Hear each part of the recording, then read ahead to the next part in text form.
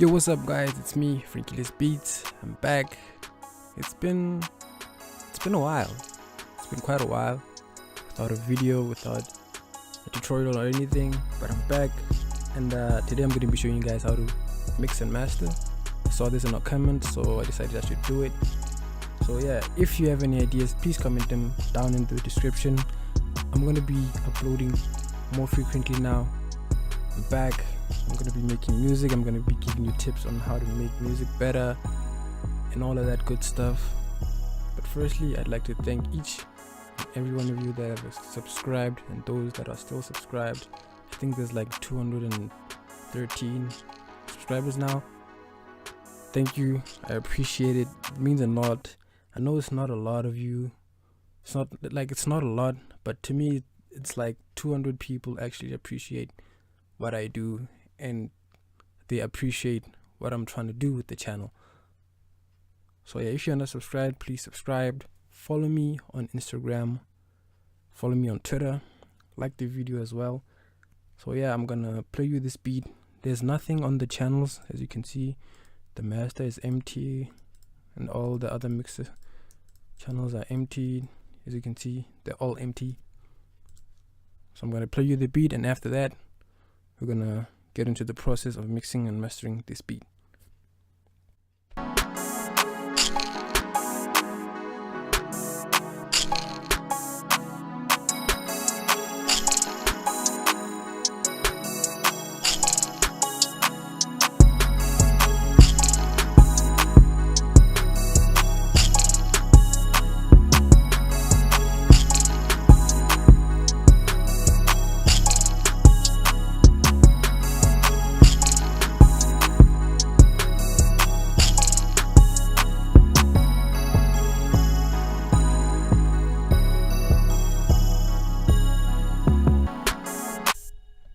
As you can see, it's a pretty straightforward beat.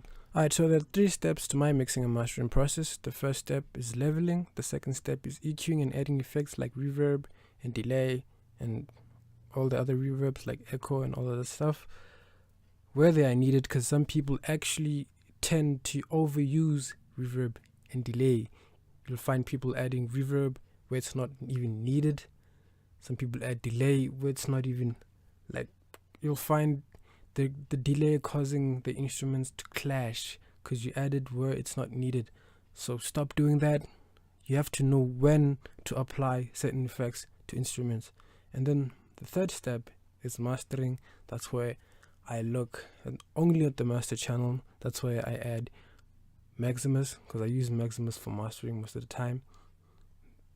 That's why I add Maximus to add some exciter, that's basically where you do touch-ups, and then you EQ, you limit, you compress, and all of that.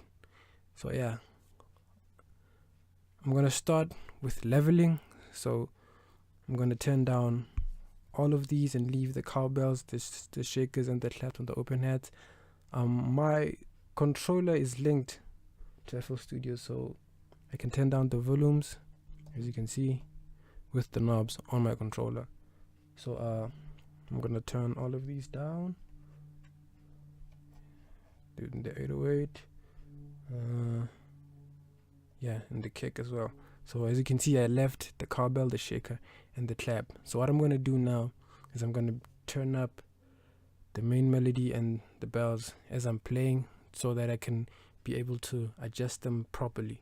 So if you don't have headphones, I suggest you use headsets that you can hear the frequencies with. So I'd advise you to get headphones. If you're a producer, you should have headphones. So listen to this using your headphones so you can hear what I'm doing. So yeah.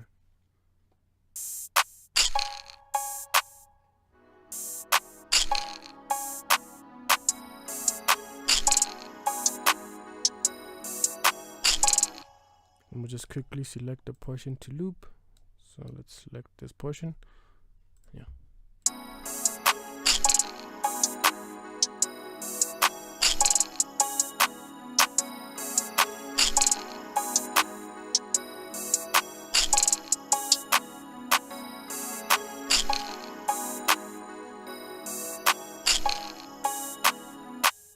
As you can hear, I put the melody slightly above the bells because the bells are in a high frequency, so they will always be heard no matter where you put them in terms of volume. So if you put them above the melody, you'll still hear them. If you put them below, you'll still hear them because they don't have any lows, they don't have any mid frequencies, they have high frequencies, so you can hear them no matter how you adjust the volumes. But from what I can hear, I like how this is sounding so far. So now I'm just gonna adjust the 808s, the clap, the hi-hats, and then the kick, and then after that we EQ and then master.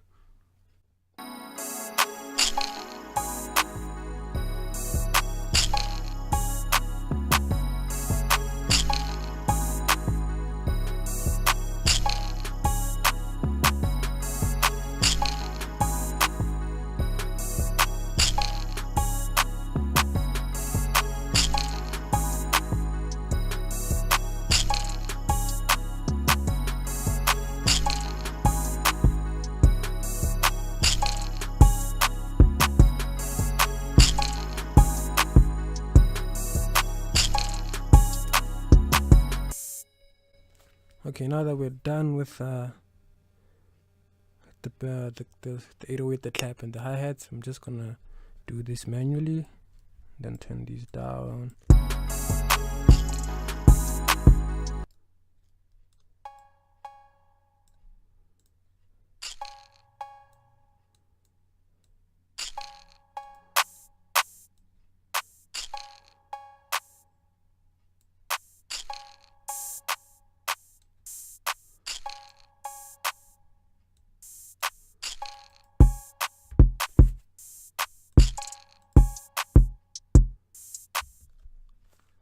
So drums and percussion sound like this after leveling.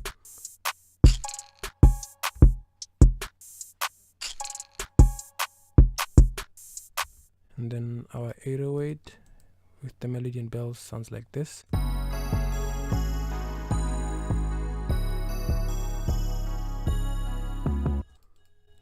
As you can tell, it's cleaner. It's the first step towards being neat and tidy. So as you can tell, it's cleaner. And another thing, as you could have heard in the beginning when I played the song, it was already clean, because you have to know which instruments go together. You have to know how to fit your instruments, because if you use more instruments than one, the process of mixing and mastering sometimes gets harder. That's why you find people having muddy mixes, because they have a lot of sounds. Some of the sounds are not EQ'd properly because they're just clashing. So you have to know which sounds to add together. So for example, if you're working with a sample, you have to know what to add on top of the sample. I think I said this in my other video where I said when adding melodies to samples, you have to select an instrument that you hear is not in the sample, or that you hear that will fit with the sample when played together. So yeah, now we're gonna EQ, and then after that we're gonna go to the master channel. So with EQing, I mute everything, and then I do them individually. I listen and then see where I can change. So I'm gonna start with the bells. So obviously with the bells, we have to remove the low frequencies. So I'm just gonna turn these down, then leave the highs.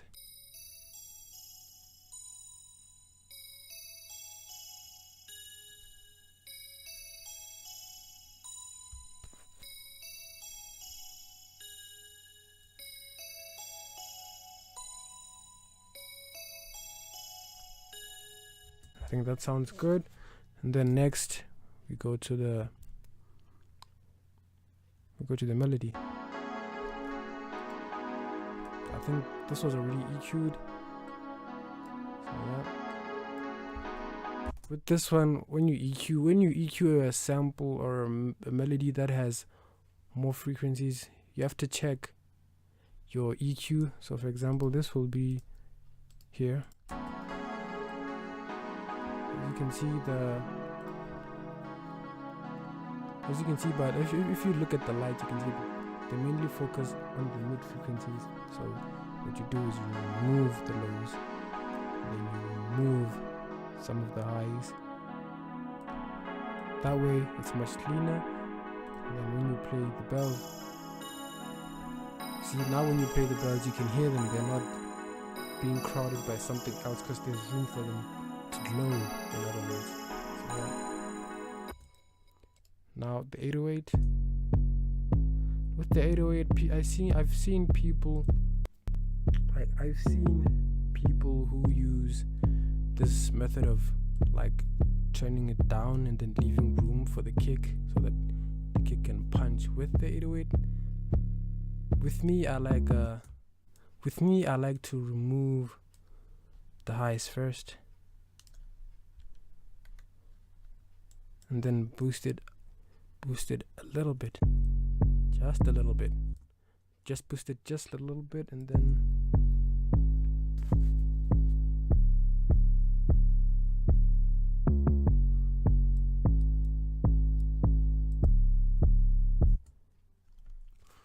yeah, that's basically it. And with the percussions,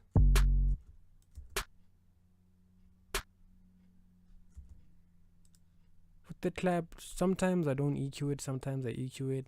So with this one, I'm just going to remove some of the low frequencies. And then the hats. Now with the hats, you always have to remove the low frequencies and the mids and leave only the highs, because that's where the hi-hat is most likely to be. As you can see by the EQ, just remove.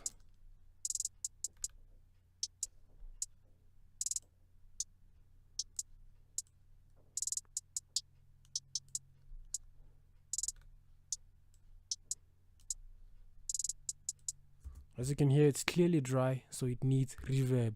See, this is where you add reverb. Like I said, you have to know when to add effects. As you can hear, it's dry, so it needs reverb to have like a little bit of room or something.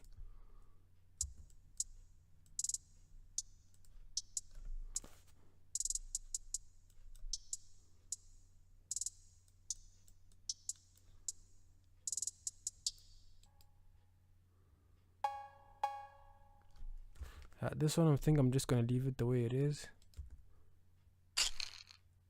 As well as the shake, I'm just going to leave it. As for this clap,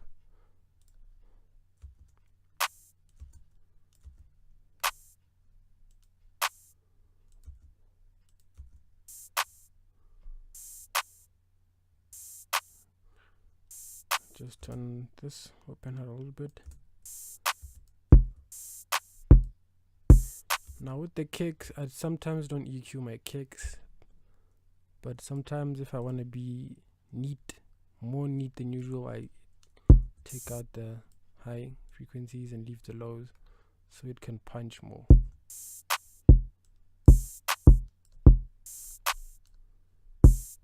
much better. So yeah, after leveling, this is what we have so far.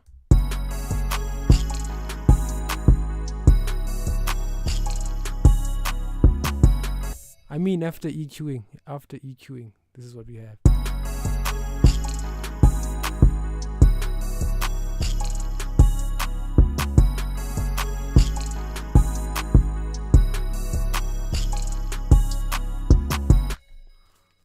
So now we're gonna look at the master channel.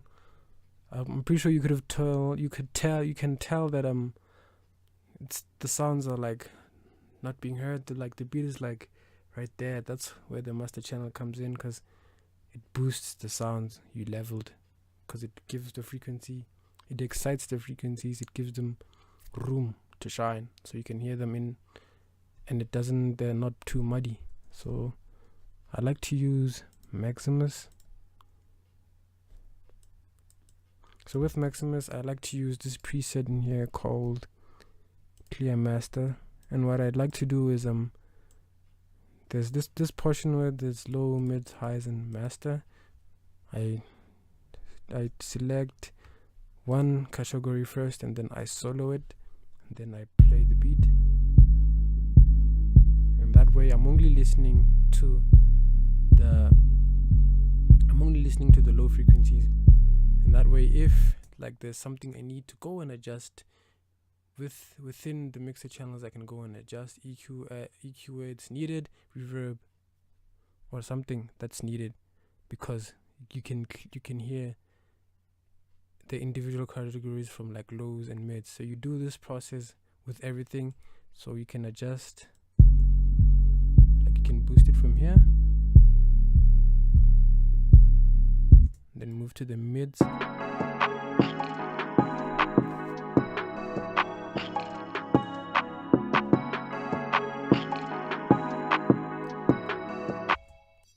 and then the highs, because sometimes you'll find that the highs are too aggressive, and that they're sometimes in your ear that you can't even, like a rapper can't even rap on top of the beat because the hi-hats are just in his ear and they're like distracting him. So yeah,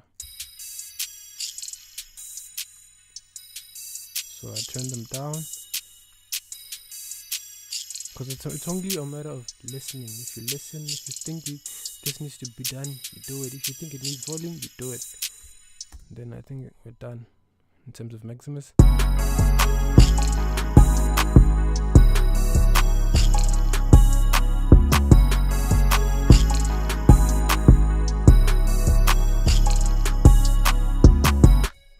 And then after that we add some fruity limiter.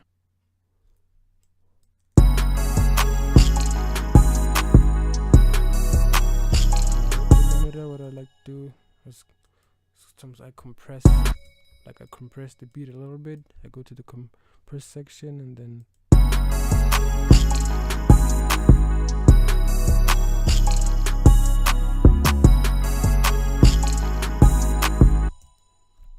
after that I can adjust the gain.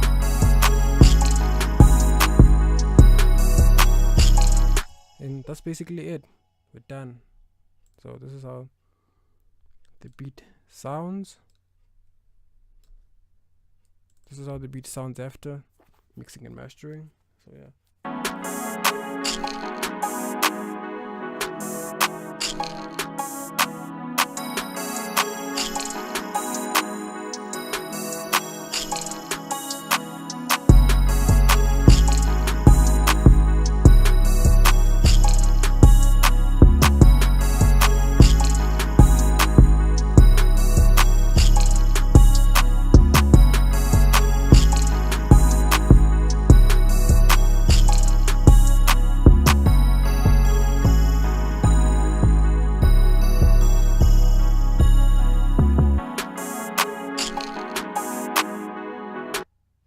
Yeah, so that's basically it in terms of mixing and mastering.